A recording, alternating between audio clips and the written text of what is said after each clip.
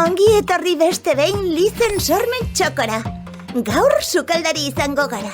Beraz, jantzi guztiok mantala eta guazen denok eskuak garbitzera. Koilare bat egiteko, laua bi hartuko ditugu.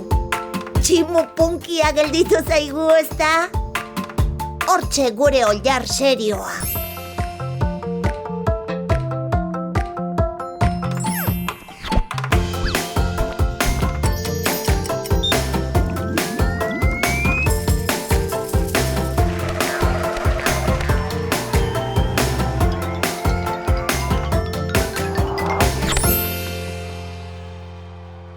Gaurkoan, amaiketakoan edo mediendan jateko plater divertigarriak egingo ditugu. Animaliak gustuko dituzue? Espero dut baietz. Horien forma edukiko baitu gure gaurko otorduak. Hartu kuadernoa, ordoa zozogaiak. Moldeko ogia, kakao krema, gazta krema, platano bat, marrubiak eta abiak. Lehenik eta behin moldeko pare bat ogi zati hartu eta platerrean jarriko ditugu. Nik zerealdun ogi integrala aukeratu dut, osasuntsuagoa baita. Ogiak plater gainean prest ditugula, gure animalia zein koloretakoa den aukeratu behar dugu. Zuria ala marroia.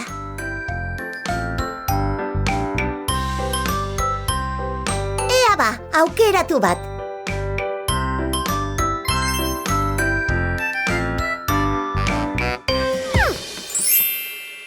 Primeran, gure animalia zuria izango da. Bagazta krema hartuko dugu eta gure ogizatian jarriko dugu borobil forma bat eginez.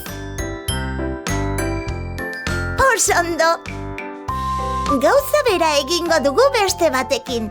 Horrela, bi tostada edukitzeko. Orain, pentsa dezagun.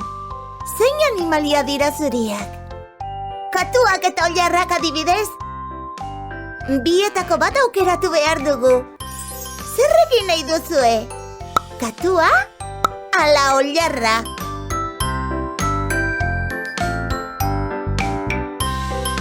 Ea ba, aukeratu bat.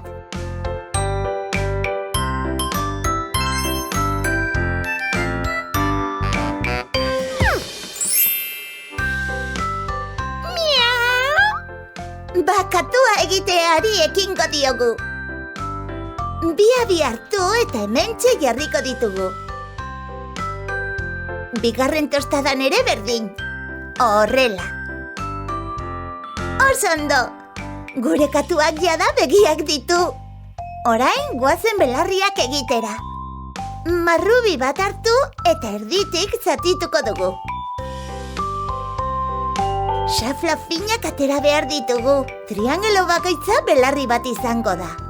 Bat eta bi.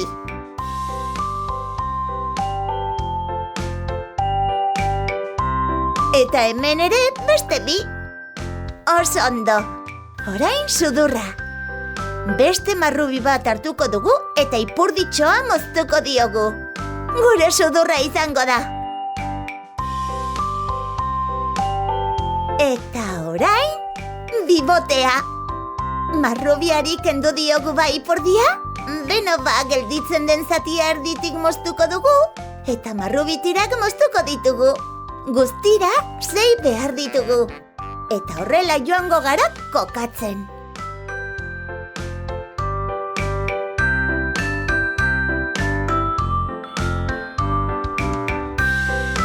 Primeran. Baina, katu honi zerbait falta zaio, ezta? Zer nahi duzue jartzea? Begizta, ala koilare bat.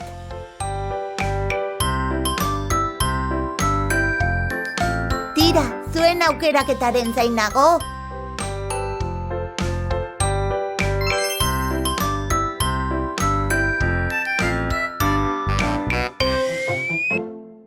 Primeran, gure katuak koilarea edukiko du. Koilare bat egiteko, laua bi hartuko ditugu. Eta gure katuaren lepoan jarriko ditugu, bata bestearen ondoan.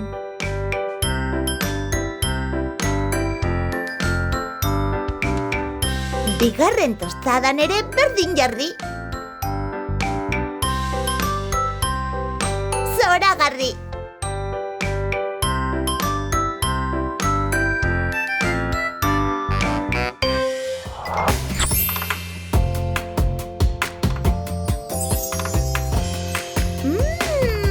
Ze usain goxoa daukaten gure tostadek.